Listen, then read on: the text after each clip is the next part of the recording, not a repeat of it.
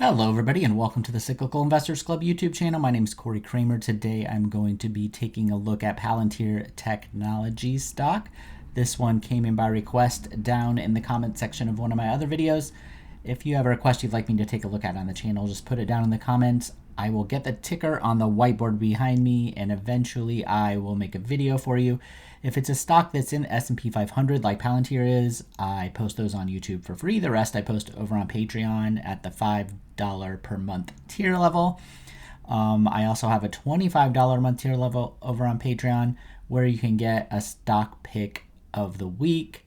And I started that service in October. It's going very well right now. Really happy with it. The returns have been really great, fortunately. Of course, the market's been up quite a bit too, so that helps. But if you're interested in that, check out the links down in the description. As always, this is not individual investing advice. This is just how I analyze stocks. Okay, so Palantir. So I would say there are 2 or 3 things to focus on. And I'm going to focus on the things that I actually care about. So this is, like I always say, this is how I go about trying to decide whether to invest in a stock or not, or in a business via their stock. With Palantir, the first thing that I notice is it follows a very typical post-IPO decline. So you have the IPO here, people get excited, they get hyped, it gets pumped up right after it kind of comes public, and then we have this decline. We also have a decline in earnings. It looks like they were profitable, at least on an adjusted earnings basis. And then the stock price falls 80% off those post-IPO highs. This is not unusual. It doesn't even say anything about Palantir's business or anything like that.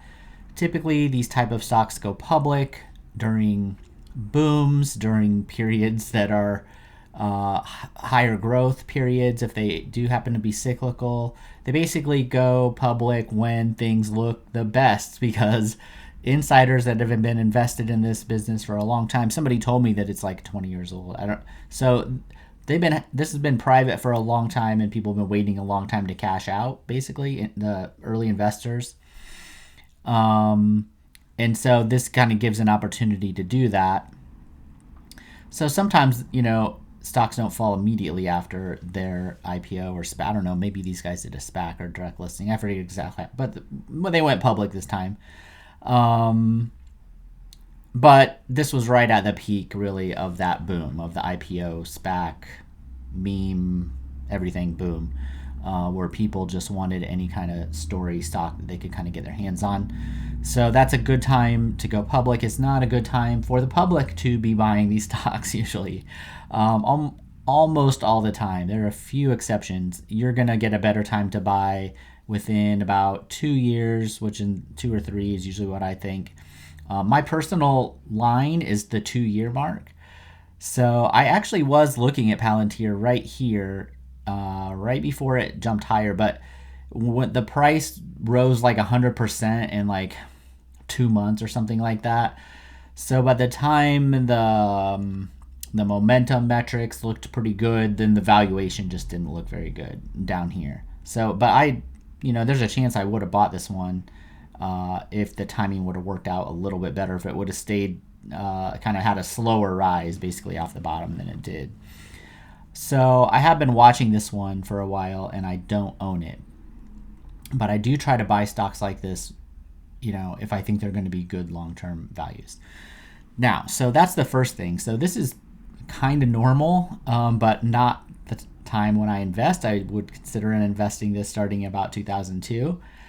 And I know there's a lot of controversy around this, but I'm not on X or Twitter or whatever. I don't really, other than Seeking Alpha where I write, usually I'm working there, answering people's comments, kind of like on YouTube. So I try to stay away from really internet controversy debate stocks, and I know this is one of them. And so there's going to be a lot of experts in the comments that will fill me in on everything I need to know, I'm sure, which is totally fine. But I'm just going to focus on kind of what I focus on here. So if I just ignore the stock price, okay, this growth and their other growth metrics like revenue growth, things like that, they look really good, okay? I think that the analyst expectations of like 21% earnings growth after this year, that's about the maximum I'm willing to assume when I buy one of these earlier stage stocks. But I extrapolate that out 10 years. So that would be, I would assume that they could grow 20% a year for 10 years. That's my assumption right now, actually, with them, or would be. And I think they might be able to do that. But you can see it's right on the edge. So there's not really much margin of error there. If I do a valuation where I assume they can grow 20%, grow earnings or profits or revenue 20% a year, and that's kind of my maximum valuation. If they come in a little bit short of that or significantly short at some point, then I'm probably not going to make a lot of money. Might still do okay as long as they're continuing to grow, but I really want to try to get these when I can get like a 5x or a 10x over the long term and just hold them, because this is the type of business maybe it can do that. So I think that's kind of right at the borderline, actually. And if we look at, let me see. So I pulled this off Y charts. Let me move it down here a little bit. So there's two issues of concern here. This is just revenue growth over the past 2 years. Like I said, I like to have 2 years worth of data for these fast growth potential stocks. 45% is actually my cutoff. It's literally right there based on just revenue growth. That's about 20% compounded a year. So that looks borderline, but the problem is their shares have increased 9.5% during that time. So this, on a per share basis, this is actually diluted. It's not really 20% per share growth. You can get a calculator out and do the math, but it's actually a decent amount less than that.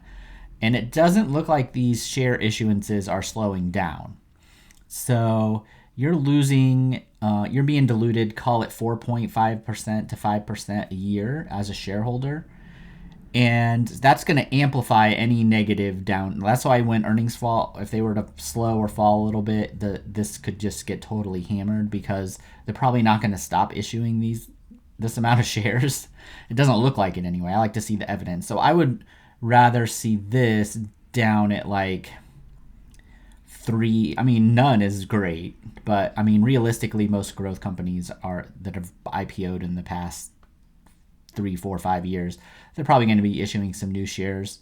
So really like 3% to 4%, like a third of what this is, would be acceptable. And if revenue growth was a little faster, right? Or profit growth or anything else that you want to kind of look at along those lines, earnings growth. So because of these, they're issuing so many shares, the growth per share when you buy it is just it's not bad. But when we look at the valuation here we'll just do a PE to make things simple on the fast graph. So, but at 161 PE, you need growth to be growing, honestly, at least, like if they were growing 50% a year and you thought they could do that for 3 or 4 years, now you could maybe make a case for it. But they're just not. They're growing like barely 20% a year. And maybe people think that's going to... Now this year they grew 50%, which can explain the short-termness of the market. So sometimes the market will take these short-term moves and they'll say, oh, well, if they grew 50% this year, they'll do it. And maybe, but analysts are only saying 21% for the next 2 years.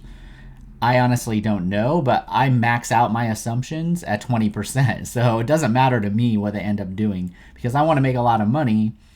I don't want to just own a good business, right?